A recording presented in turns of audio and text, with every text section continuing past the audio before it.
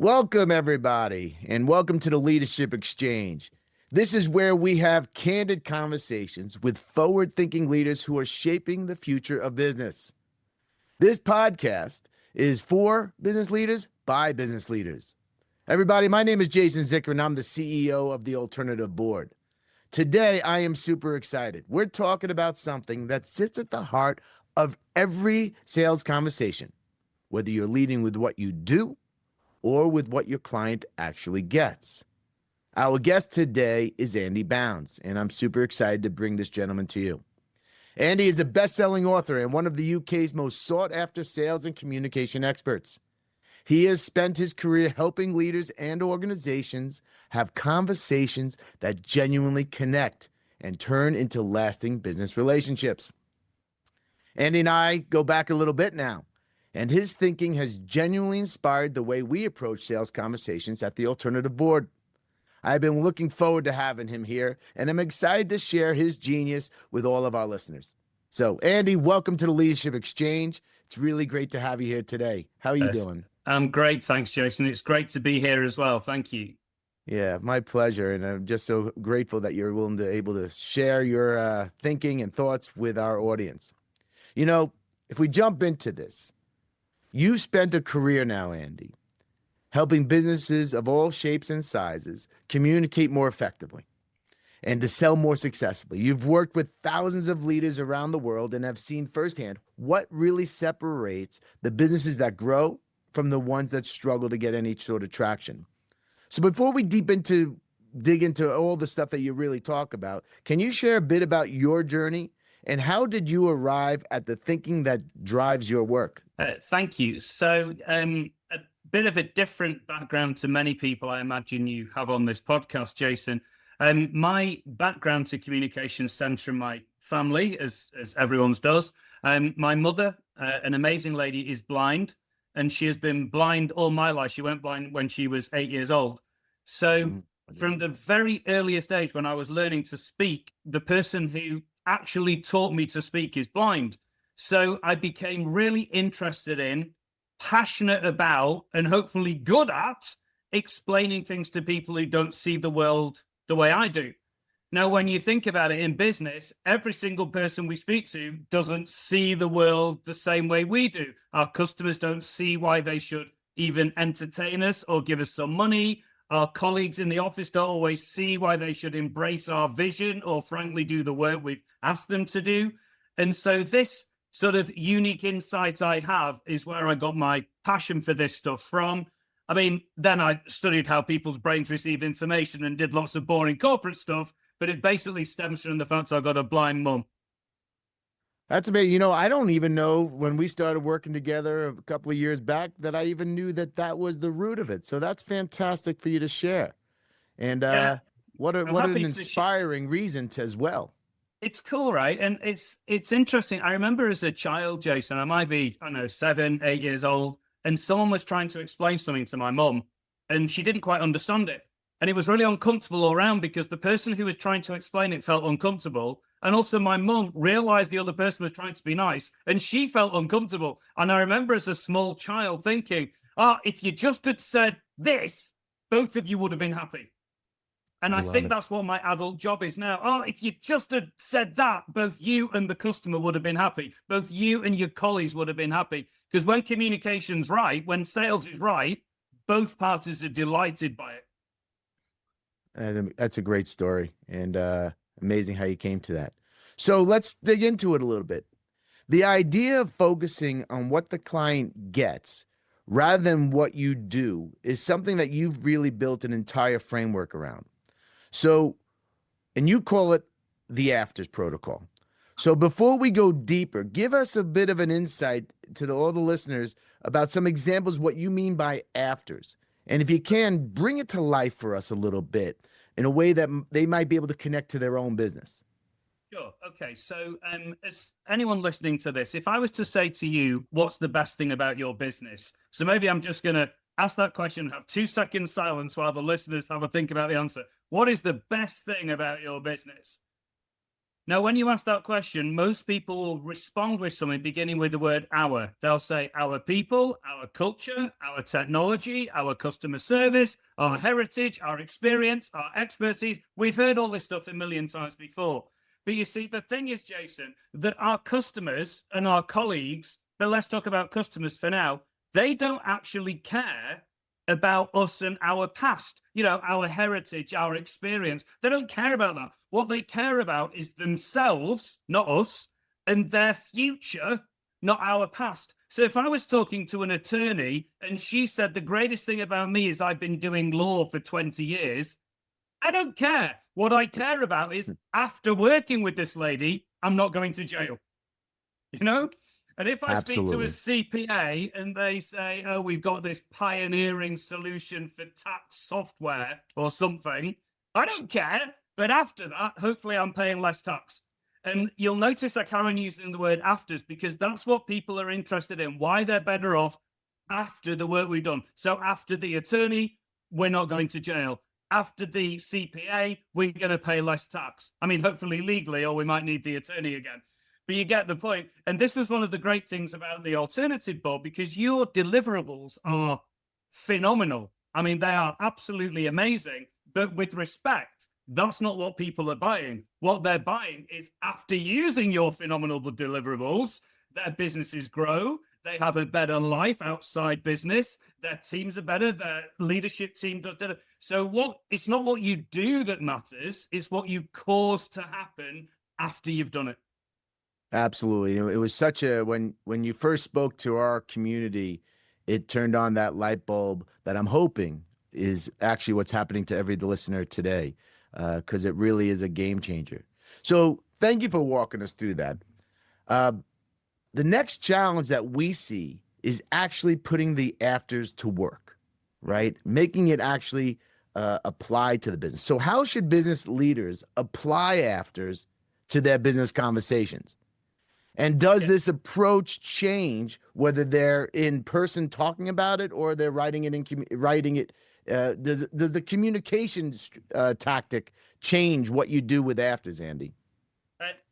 Uh, let's deal with both those. So, how do you apply it, and then does it change? Well, Yeah, for does it change? No, it doesn't, because communication is communication, and we all know that first impressions are important. So we know if we were writing something, the first impression is going to be the title. If we were verbally talking, the first impression is going to be our opening sentence. And two words that are worth remembering for all business owners all the time is the word afters early. So we want to talk about what's important to the other person, like after us, what's important to them, and we say it as early as we can. So if you were talking to someone and all they wanted to do after working with you was, I don't know, export into Canada. So after you, export sales are higher in Canada. That's it. Right? Afters early, what you would do in a verbal conversation is you would say, I've been really looking forward to our meeting. I know how critical it is that you're able to export successfully into Canada. And I've got some new ideas that will help you do that. I'm looking forward to sharing them with you. Now, clearly, that's a great start to a meeting to someone who wants to export into Canada. They are not going to interrupt you and say, yeah, but what year was your company founded?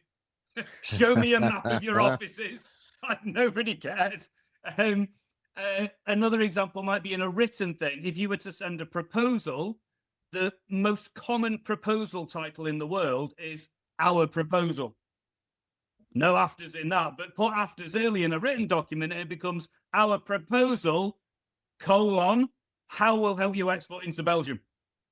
Yeah. So right. if you're writing to someone who wants Belgium, you need to say Belgium early. If you're speaking, you need to say the word Belgium early. If you're setting up a meeting, don't call it catch up or update or meeting with Jason. Instead, you call it meeting to agree the best way to export into Canada. So if you have this concept of afters early and you flit it all over all your communications, people look at you as someone who can cause stuff to happen rather than just being an expert in your field. You know what I found, Andy, when this concept really caught me, and I started realizing what we do or what we don't do. You start looking at most companies and you realize most are doing what they do rather than what one gets. Uh, Absolutely. absolutely. And you It, can see why, Jason, because chronologically it makes sense. So if you're a tax person, you say, I'm an expert tax person. I've been studying tax for a long time. You give me your figures and I'll put them into the computer for you. And then blah, blah, blah. And then on slide 26, they say, and you'll pay a lot less tax. So they build up chronologically to the afters. They say the afters after everything else, right? yeah. The trouble is, customers' concentration drops during a communication. So by the time you're telling them you're going to save them tax, they've stopped listening. Absolutely. Absolutely. And you're saying that, in your opinion, whether you're writing or verbally, this doesn't matter. You should take the same tact regardless, in both in-person communication and written communication. Is there any wrinkles to the written communication? Yeah, you might fiddle around with it a bit. Let's say you were doing a presentation. Say, I don't know, say you were training someone on how to use Excel spreadsheets and you called it Excel Intermediate. I mean, that sounds a bit boring, right? Excel's boring, and then intermediate means middling. So we're going to have a lesson on middling spreadsheets, so it sounds boring, right? But you may need to call it Excel Intermediate because people need some sort of title. That's fine, but then have a subtitle on the opening slide which says the afters, like, I don't know, how to save 2 hours every week. So it's called Excel Intermediate, how to save 2 hours every week. The alternative board proposal, how will help you export into Canada. So you may feel you need the robust title first, but then there needs to be an after subtitle in there. Yeah. Absolutely. What would be another good example of that? It would be, let's say you're out networking and someone says to me, Andy, what's your job? What do you do? Now I should use afters in that, afters early. I should say, I help companies sell more than they thought they could. Right? That's cool, right? That's cool. But I might think, no, it needs to sound a bit more corporate. So I might say, well, I'm a sales consultant, which basically means I help companies sell more than they thought they could. Do you see what I mean? So I do have to say sell more. I might do a robust thing first, but I have to say the afters. Otherwise, if I say to someone I'm a sales consultant, they'll say, between jobs, are you? Blah, blah, blah. Absolutely. I love it. I love it. So, taking a little bit off of that, I want to push on something here because I think some of our listeners might be nodding and saying, okay, but is this afters just a useful concept, or is it a fresh way of thinking about things? Or is it something deeper than that? So, when you talk about afters, what are you really asking the leaders to change in their approach? That is a great question. And I'm sorry to give you quite a bad answer for it. What I'm asking them to change is absolutely 100% of everything. So All right. I don't just mean change your email titles, you'll be fine, but it's properly in your soul.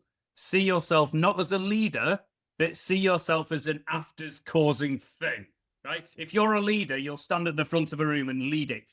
But if you're an afters causing thing, then all of a sudden you think, where do these people want to be after and how can I help them get there? So, for example, because my job is to help companies sell more, I don't think of myself as a consultant with consultant budgets. I just think my job is to help my company sell more. So you'll know yourself from our time working together. I don't just say, here is a series of deliverables. That's what you're paying for. I say, we're working together to help drive revenue. Here are some of the deliverables, but your colleagues can ring me when they like, they can send me poo, because as a leader, your job is not to do stuff, it's to cause stuff, yeah? To cause things after you've done it. And a great exercise for anyone listening to this, nice and easy, it'll take you 3 things, 1 cup of coffee and a pen and a piece of paper. And what you do, you make your cup of coffee and start drinking it, that's quite easy. And then on your piece of paper, you do a 2-column table. The left-hand column is who. These are the people you speak to all the time. Your team, your executive directors, your customers, your prospects. So you have a different row for each person you speak to. And on the right-hand side, you think, what afters do they want from me? So my colleagues, my team, what they want is they want a great job. They want security. They want good pay. They want to feel safe and all those sort of things. With my customers, they want to pay less tax and not go to jail. With my executive team, they want to see that there's some succession planning, that they got promotion chances, and so on. And if you do this, by the time you finish your cup of coffee, you've got this wonderful table which lists the 7 or 8 stakeholders that really matter to you, and in the right-hand column, why you matter to them because of the afters you can cause for them. And that is such a powerful Absolutely. thing to do, Jason, right? Because if I'm talking to you and you're on row 6, I think, all right, Jason tends to want these afters, and it means I should be thinking the right thing when I'm speaking to you. Genius. And it's such a simple thing to do, but to take the time to just think that through a little bit is such a helpful way of looking at it. And I think that's probably the big gap. We don't stop to think about what each of the stakeholders actually want out of the process to get them to buy into it. It's great. It Absolutely. really is great. Yeah. So, given how powerful afters are, Andy, and it is really an outstanding foundation, I wonder if is afters enough?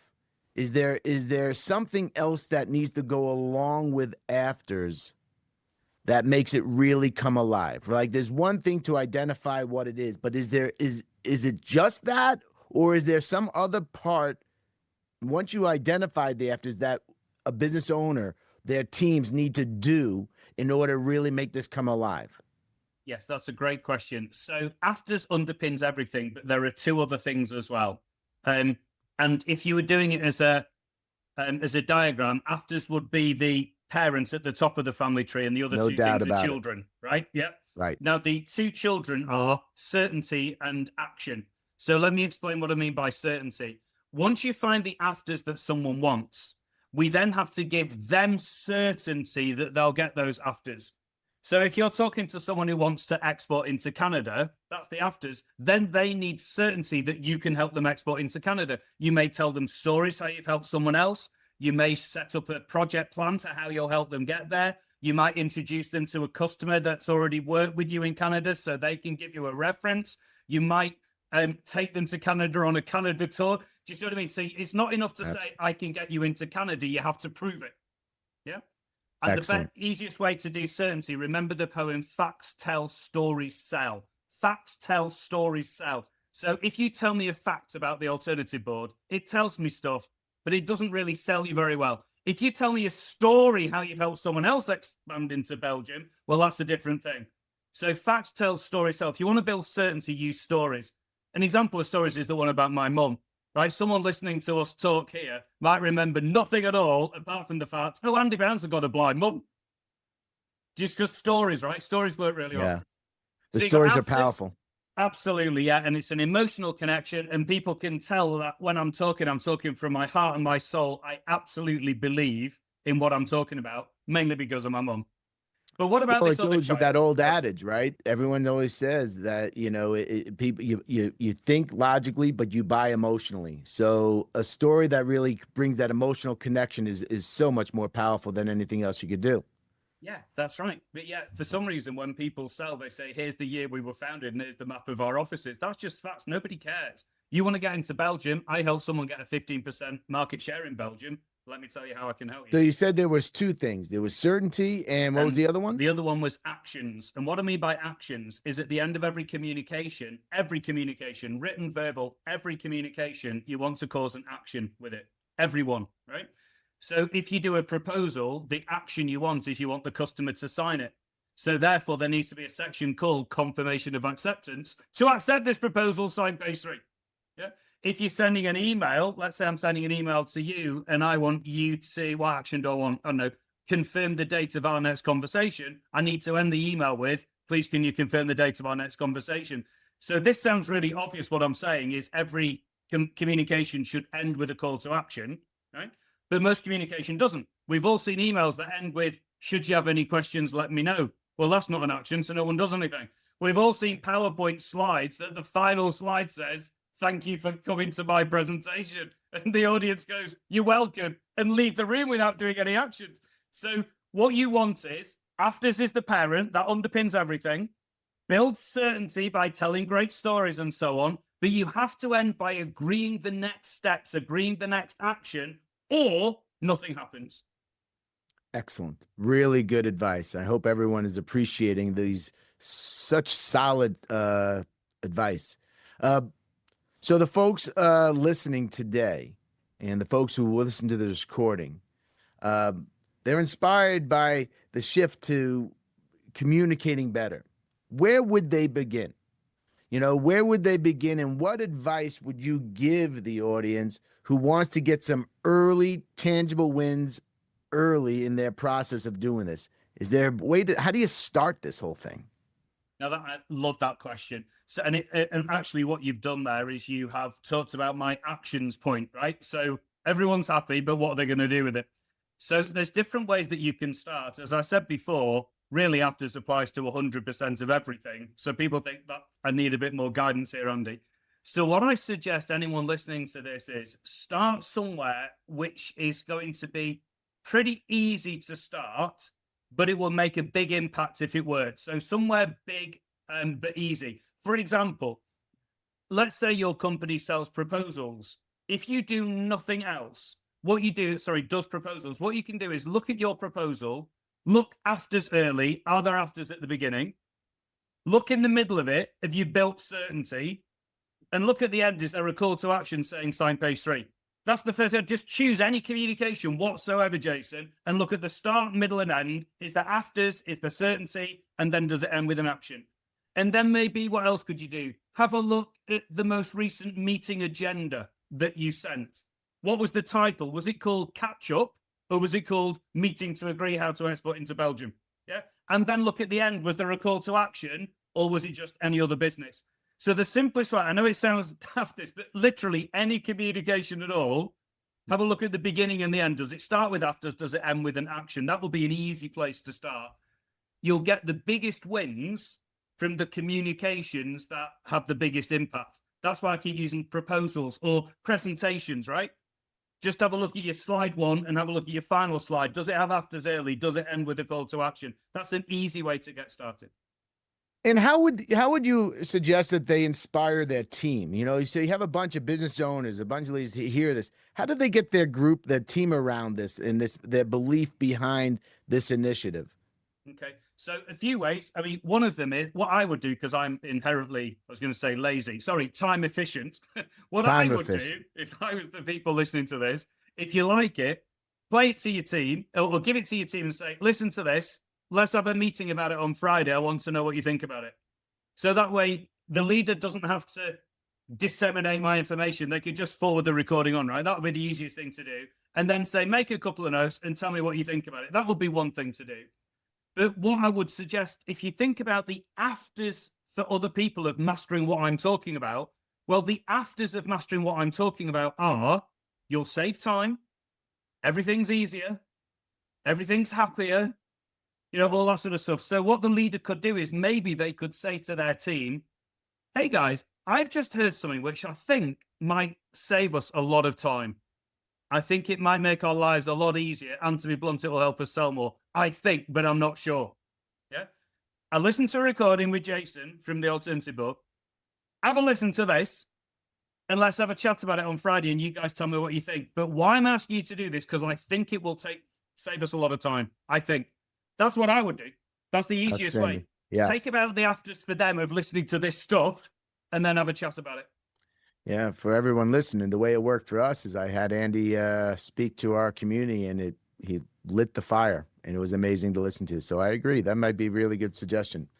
So Andy, if you, when you think about Tab, you're thinking really inspired how we talk about the value that we bring to our members, helping them see not just what we offer, which was a bit of a challenge at the back in the day, but what their business and their life will look like after working with us. When you see an organization, Andy, when you look at it, truly embrace that shift and put into practice throughout their business, what do you see tends to change first? And what does that look like from the outside? These questions are great. So what I tend to find is the first thing that happens is people have, like you guys did, a sense of excitement and, oh, this sounds so much easier and so much better. So the first thing is a real, oh, that sounds better. Because a lot of people don't like opening their mouth and saying we were founded in 1922 and here's a map. Most people don't like it, right? And they thought, I didn't know I could start by saying, you want to export into Canada? Well, I've got some ideas. So the first thing is people often get quite excited. The second thing they notice is quite quickly the results start to improve. So all of a sudden the email get replied to, or the meeting where people normally decline, they start turning up to it. So you start seeing a sort of improvement. And then what happens is, and this is when I get really excited, then the speed starts building. So it starts with a bit of excitement, then they get some quick wins, and then things start accelerating. Now, one of my customers summarized this much better than I could, Jason. 3 things beginning with S. In effect, what they said is the first thing that happened is smiling. All our team thought, oh, that's a better way to live. I'd much rather communicate in that way. Yeah. The second S was success. We then started having more success. And the third S was speed. Everything then started being faster. And this idea about smiling and success and speed, I love those afters. What a great thing to give an organization, right? What a great, that's the, yeah, that is a fantastic quote from your client or whatever it might be. Yeah. Yeah, and do you know what? It's really interesting because another top tip for people listening, when they hear this afters, they might think this all sounds good, but how do I find what afters I provide? Well, what I've just said is my favorite way to provide the afters to find the afters you provide is to ask a customer or get feedback from a customer about why they're better off after you. So I remember story time. I remember working with a pharmaceutical company recently, and they had a drug that looked like it was going to be pulled because it was getting hammered in the press. And we rewrote some of their communications with it. Anyway, last year, there was $2 billion of sales in the US alone of this drug. So I was talking to this customer, this pharmaceutical client, and said, just out of interest, what do you think has been the greatest after that our work together has provided? Fully expecting, Jason, they would say $2 billion of sales, you idiot. But they didn't call me an idiot. What they said is, the greatest thing you've given to us, Andy, is we have got doctors who are pretty scientific, pretty nose to the grind, working hard. They don't often look up and get excited. But since your work together, we've had these pretty cynical doctors in the corridors of the office, really fizzing with excitement about how you've just turned things round, right? And I thought that was really good. So Andy's 3 S's, I thought they'd be excited about the success, the $2 billion, but actually it was doctors talking in the corridor that juiced those up. So you just don't know until you speak to your customers what afters they're most pleased about. That's a great one because I think sometimes you sit and you think, what are my afters? But if you have any doubt about it, just talk to your customers because that's what they care about most is how it helped them. Absolutely. I mean, if you want, you could even call that customer care, right? If anyone's listening to this, I don't like sales, think of it as customer care. You should be saying to your customers, are you happy with the value we've delivered for you? What have you found most valuable? Is there anything more we can do to give you even more? All right. That is customer care question, right? For myself, I remember thinking to myself, well, now that you see it, you can't unsee it. Right. And then I found, oh my God, my conversations were so boring, right? Or so no wonder something didn't move one way or the other. So it's a great observation. So everything that we've talked about so far assumes that you're already in a conversation with that client. You're already in the room with them. Mm-hmm. But what do you suggest, if anything, that helps our folks get in front of those people? So on the prospecting side of this, right? So when you're in front of them, what you said makes total sense and all that. Is there anything about the afters concept from your position that you think we could use or they could take so they could get more meetings to speak to them in the first place? Sure. So my number one rule with prospecting is referrals. And by referrals, sometimes people call this a personal introduction or a recommendation, but by a mile, the best way to prospect is through referral.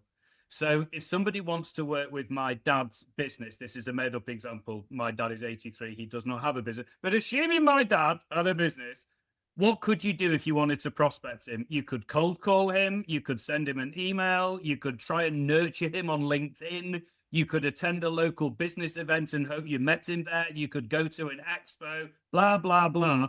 Or you could approach me and say, Andy, can I ask your advice about something? And I go, yeah, what do you want? Say, well, I really want to speak to your father because I think I might be able to help him get his afters of exporting into Canada, but I don't know him. And I just wonder if you'd feel comfortable introducing me to him. Now, if I say yes, you've now got a meeting with my dad. And the great thing about referrals, two words, is accelerate trust. They accelerate trust. When you speak to my dad, you would say, "Hello, Peter. Your son Andy suggested I get in contact." And he will accelerate trust. He will go, "Oh, hello." But if you cold call him, he'll say, "Who are you? What do you want? I'm busy. Send me an email." All right. So this is the sort of thing when people listen to this, they go, "Well, obviously, Andy, I know about referrals. I'm not like some child who's new to business." But I would challenge everyone listening to this. How many referrals do your team ask for every week? How much time have they set aside in the Outlook calendar to allocate time to asking for referrals? So every week, without fail, I have two 20-minute time periods set aside, Jason, and it just asks for referrals. And in that 20-minute, it's on a Tuesday and a Thursday, if anyone cares, it says, ask for 3 and get 1. So I allocate 20 minutes of a Tuesday to asking 3 people who like me if they'd be happy to recommend me. And hopefully one of them will introduce me to someone. Do the same thing on a Thursday. So just very simple maths, 20 minutes Tuesday, 20 minutes Thursday. That's less than an hour a week. But if I do 3, then that's 6 requests a week. 50 weeks a year, that's 300 referral requests. I don't have to do anything else. Is there, I think asking for referrals for whatever reason, my observation is they feel uncomfortable. They don't know how to do it. So there's no doubt about it. Look, we talk to people all the time, ask for referrals, whatever. So what are some of your suggestions so they could get over the hump that asking for a referral is not like you're not begging for something or whatnot? How should somebody reframe this in their mind, and what kind of actions or what can they do so they feel confident in asking for those referrals? Okay, great question. So firstly, how to reframe it in your mind. The first thing, and then we'll have a look at what to say. How to reframe it in your mind. Let's go back to the afters. One of the reasons people feel uncomfortable asking for referrals is they think that as the asker, they're the only person who benefits. So if I ask you for a referral, Jason, my mindset might be, I'm the only person who benefits. I might get a sale out of this, right? But that's not right. Yes, I might get a sale out of it, but you as the referrer also benefit because you're helping me out and we're good friends. And also you're helping out your friend who you introduced me to. So it's nice for the referrer.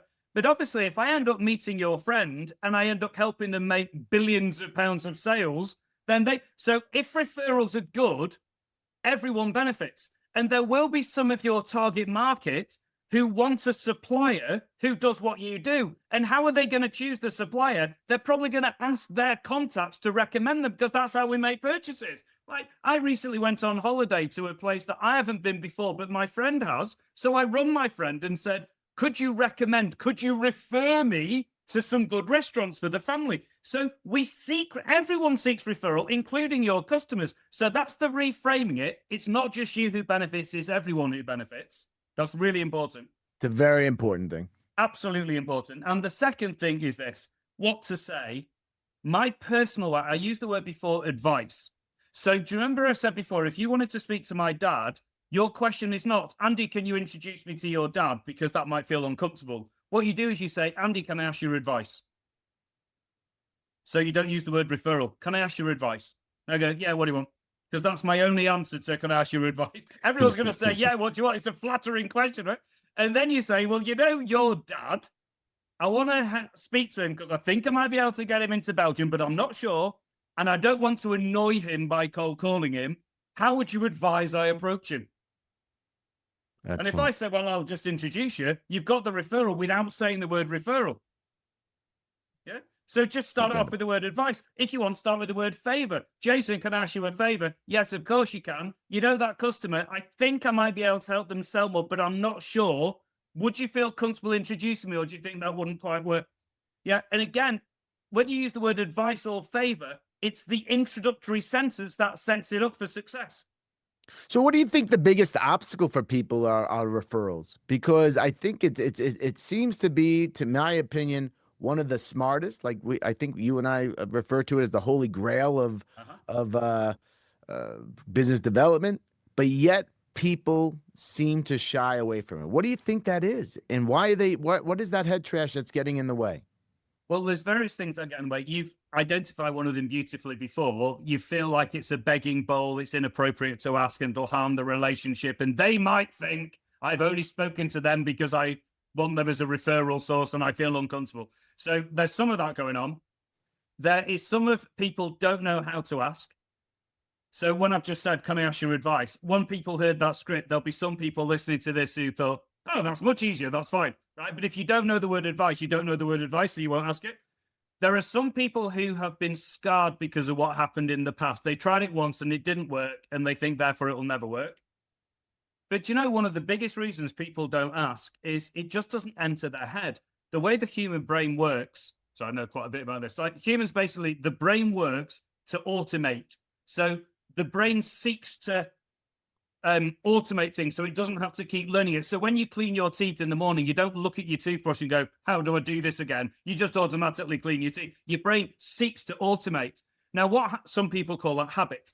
Now, what happens is if your brain has got in the habit of not thinking about referrals, if your brain has got in the habit of it doesn't enter your head, or you think referrals are evil, then what will happen is just as you don't think when you clean your teeth, you'll get to the end of the week and you won't have thought about it because it just doesn't enter your head, which is where you have to put it in your calendar. You have to know a good script. And to be honest, first rule of leadership is accountability. We may need to hold our team to account at the end of every week and say, did you manage to ask for a referral this week? How did you get on?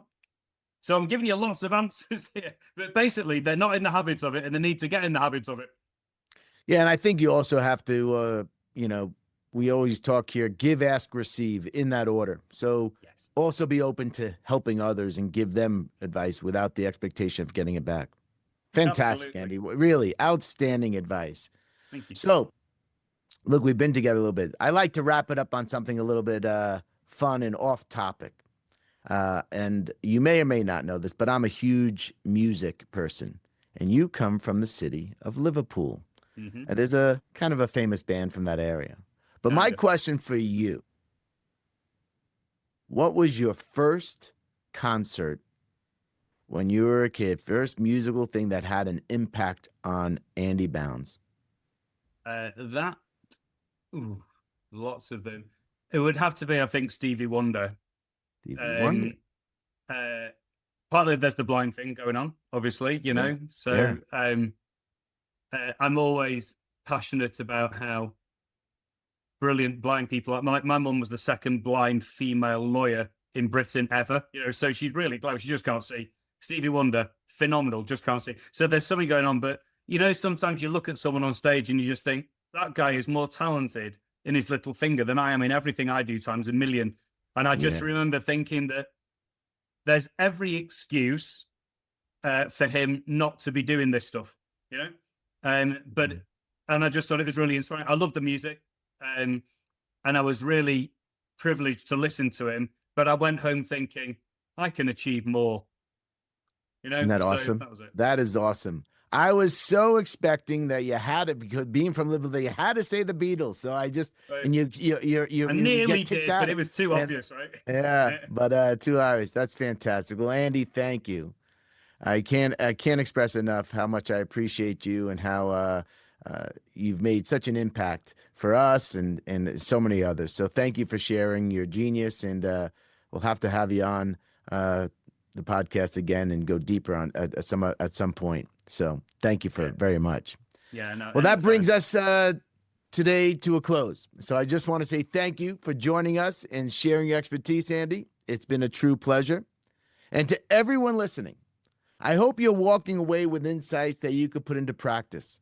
Whether it's rethinking how you communicate about what you do, being more intentional about your referrals, or simply remembering that people on the other side of the table don't care what you do. They care about what they get after working with you.